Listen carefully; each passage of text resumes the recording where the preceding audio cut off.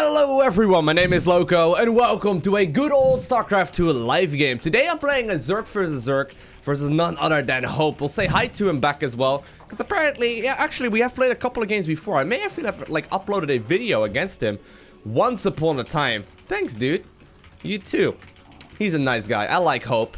It gives me hope that he's not gonna cheese, and I guess on that note, I think we're gonna go for hatchery first. Obviously, this is going to be a Zerg versus Zerg. Going hatchery first in ZVZ is a pretty massive risk, because in a lot of situations, you're just gonna go ahead and like end up losing relatively late or relatively early on. Like, there's a lot of cheese going on in this matchup. Even to date, it's been one of those matchups that I honestly, nope, not at the moment. I am recording though. It's one of those matchups that I personally don't really like too much. I mean, I've been playing a lot of random, and when you play random, it's rather fun because, you know, when you get Zerg with random and you get ZVZ, then obviously, you know, you will still, most of the time, still be able to go hatchery first because people aren't gonna, like, just blindly open up with a 13 gas geyser and then a 12 spawning pool. But because there's so much cheese still happening in this matchup, I haven't really found my way very much on my main account. So right now we are on the Zerg account. We are on the account where I only play Zerg. So, you know, it's oftentimes the case that we're just getting cheesed out right off the get-go. Now, I've noticed that when people recognize my name, the chance of them getting, like, cheesy is, like, significantly higher.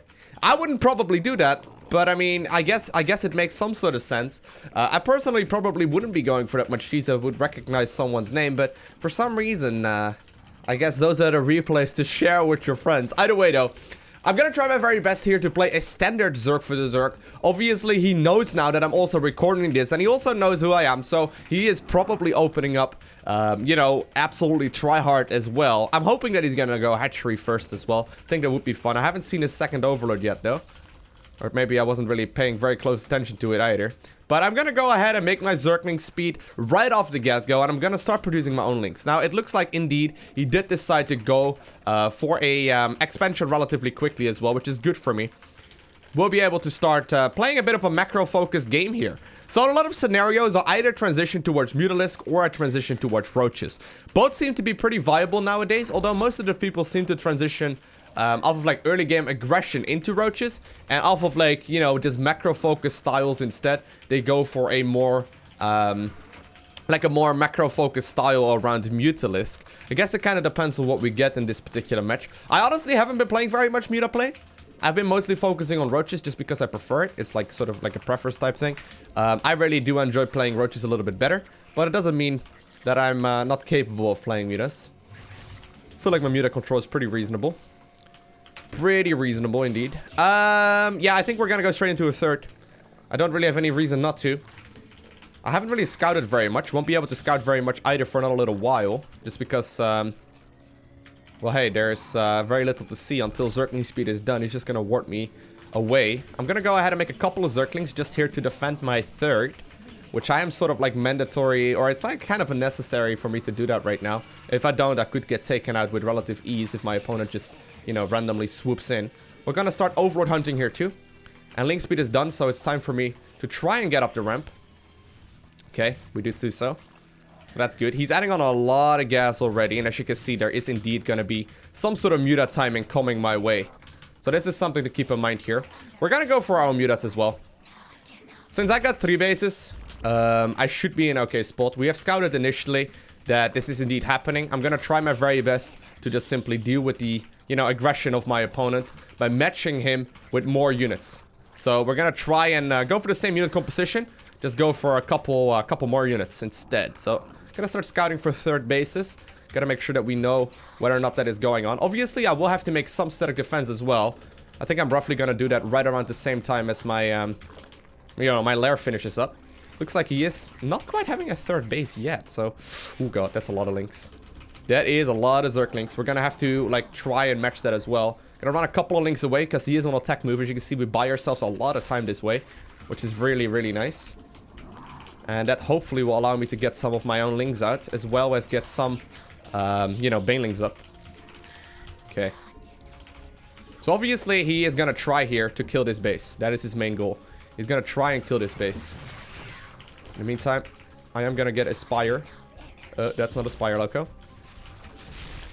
You end up losing that queen, sadly, but Should be okay. He actually does end up getting that base going up as well. We'll get some static defense in the meanwhile. And a couple more workers. I think we should be okay. Whoa, what are these dudes doing there?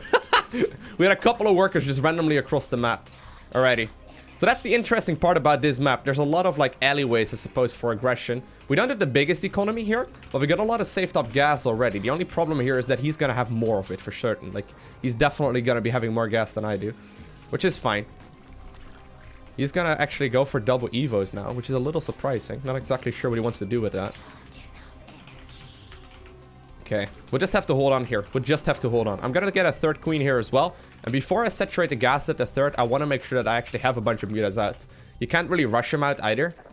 Like, obviously, if you rush the gases out, you're gonna be in a really vulnerable position.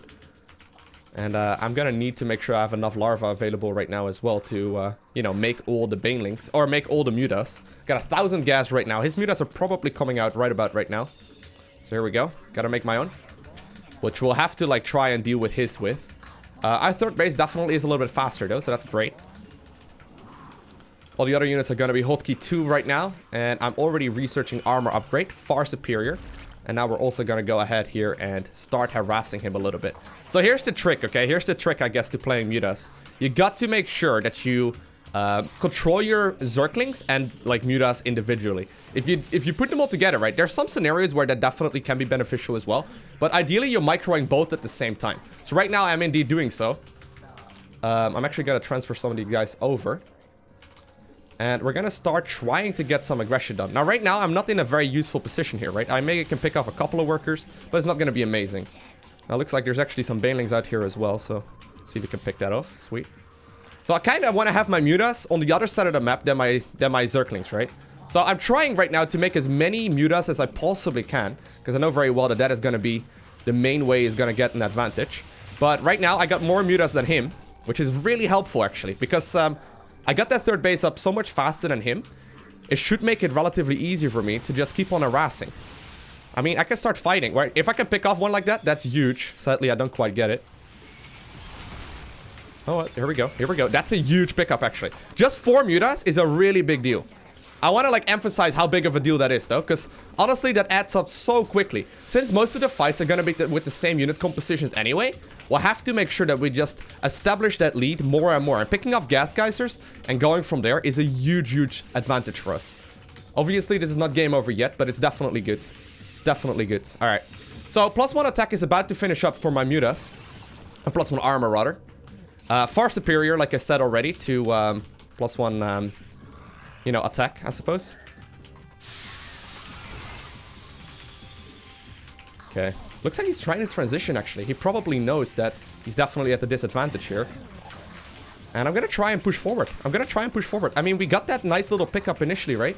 He is trying his very best to get the damage in, but he is forced to GG out of the match. Alrighty, so here we are in the replay. Now, there's a couple of subtle little moves that I would like to explain a little bit better, because they may be a little tricky to immediately realize when we're actually in the game. So, first things first. The very first part of me was to recognize the build order that he was going for, right? And the way I managed to figure that out is by running these Zerglings in. Now, I noticed that he had a baneling on the ramp, so I split off my links right here, which is a subtle move, but it's really crucial, because otherwise I would have just, like, ran all the links into that baneling, right? So, subtle move here, splitting off the links, getting 2 into the main base. And at this point, I am scouting about in the natural as well in the main base. And there's one very important thing that I noticed. First off, he's got a lot of gas coming up. And just to give you a number, I suppose, if you see a lot of, like, gas geysers being taken, like, before they got full mineral saturation, without, like, having a roach warren out and all that sort of stuff, it is pretty much 100% of the time going to be quick muta play. On top of that, I scout that he's going for a Lair, at which point I feel like, alright, this is guaranteed to be mutas. There's no way he's going to be able to transition towards roaches. There's really no way he's going to be able to really spend all this gas other than a muta opener, right? So this little subtle move out is really crucial, and I would advise doing that every single time Zergling speed finishes up. So we can go back just a tad here. I want to try and run in right when link speed finishes up. So as you can see, right now they don't have their wings yet. Link speed is about to finish up, and I start moving, well, not immediately. Ideally, I would be a little bit faster here, but I start moving, you know, right when Zerg speed is about to finish up, and I try and get as much vision here as possible. So this move out here is crucial. At the same time, I've already got my third base going up, so this is sort of my standard approach, I suppose. A little bit less fast attacking up, but I go for the third queen off of the natural a little bit quicker, and then follow it up with a third base as well. Now, at this point, I know that it's gonna be Muta play, right? So what can I do? I could try and put all my eggs in one basket, go for an all-out Zergling assault, which is definitely a viable option. However, I know that that is also going to be all in. Instead, I know that if you get a Muta versus Muta fight, the person that has more Mutalisk obviously will be able to squeeze out the victory, right? So as long as I will be able to get those two gases saturated as well, I will definitely be at a mid-game advantage. So that is basically what I'm banking on here. I'm just droning up, making sure that I start up my own lair as well, which is, by the way, gonna be pretty much started right when his finishes up, which is like the scary part, I suppose. Like I said, it's all about holding on to that third base. So that is why I'm also being relatively aggressive here with my Zerglings. Now, I think he could potentially win the game right here. I mean, I'm not completely sure. I am still droning up. He actually already finished up his lair, right? However, there's gonna be a little bit of aggression here. I didn't notice that he was making this many Zerglings. So another little subtle move, I guess, that you can try and pull off when you notice, hey, he is probably attack moving on my Zerglings, is just to simply split off a couple of links and run them around. Like this move right here, once again, may seem very insignificant, but since I'm producing 14 links right now, and since I have a third base that is vulnerable, I basically buy myself, like, I don't know, like, maybe 5, 6, 7 seconds or so of time. And that is plenty enough to get my Zerglings finished up. So that little move out, definitely, or like that little loop around, I suppose, was definitely worth it. Now, I did definitely miss micro this queen as well. I don't think I should have lost it. I don't think I needed to lose it. But, I mean, hey, it was a bit of a hectic scenario. Now, my Spire is starting up right now, a little bit after his. As you can see, he's infested a lot into Zerglings, so he couldn't really focus on getting all the... you know, Spire minerals and gas ready to go. But at this point, I know that he's got a third. I apparently scouted it with a bunch of workers, which I'm still not exactly sure how they ended up there. However, at this point, I know that I got my third base before him. I know that I will be able to start those gases a little bit sooner. Now, there's one more crucial part to this in Muta versus Muta fights, is you gotta make sure you actually have the gas advantage, and you got to make sure that you actually hold on to that third base.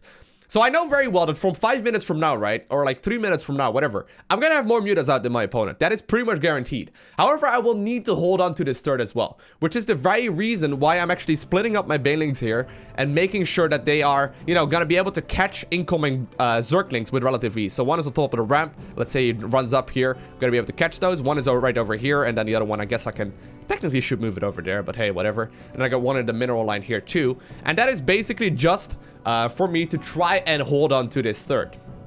I'm still running around with links as well.